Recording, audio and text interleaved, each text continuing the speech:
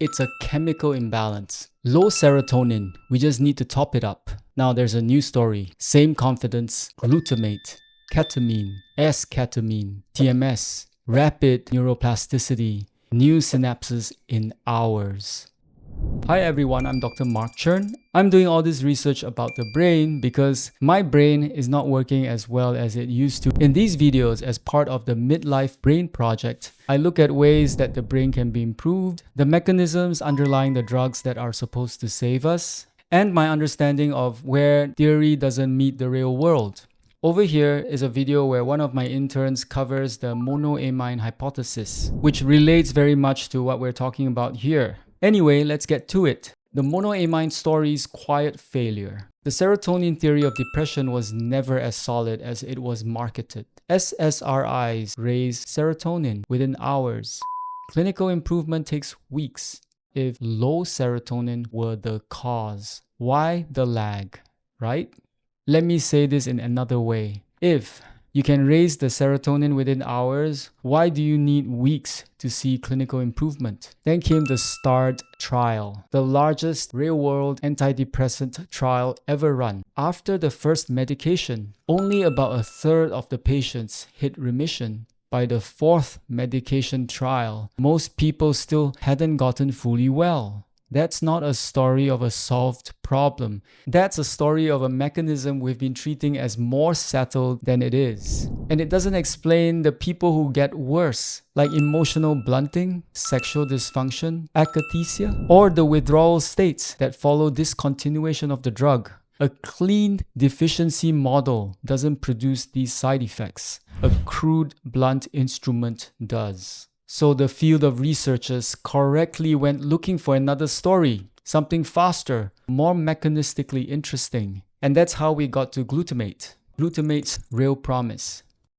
This part is genuinely exciting and I don't want to undersell it. Ketamine, S-ketamine block NMDA receptors. This triggers a glutamate surge, which through the BDNF and the mTOR pathways appears to drive actual synaptogenesis, which means the creation of new synapses. So, a glutamate surge causes new synaptic connections. Good. And this is measurable in animal models within hours. This is not a repackaged monoamine story. It's a genuinely different mechanism, and this is why patients in acute suicidal crisis can respond within a day, not 6 weeks. Pair that rapid window with TMS or therapy, and you have a real shot at using neuroplasticity as an opening, a chance to relearn patterns while the brain is unusually malleable.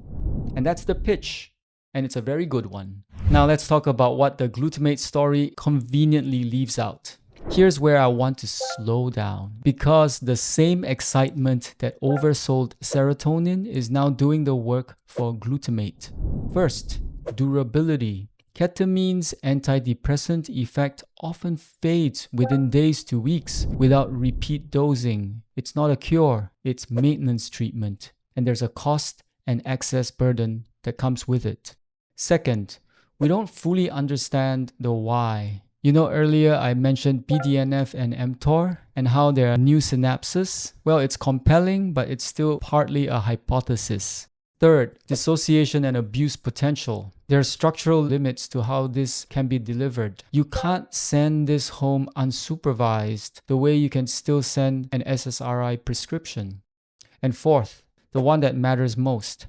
Glutamate theory still treats depression as one thing, one broken system. That's the exact same blind spot that the monoamine hypothesis had. In the end, it's a different neurotransmitter, but the same unearned assumption of a single unifying mechanism.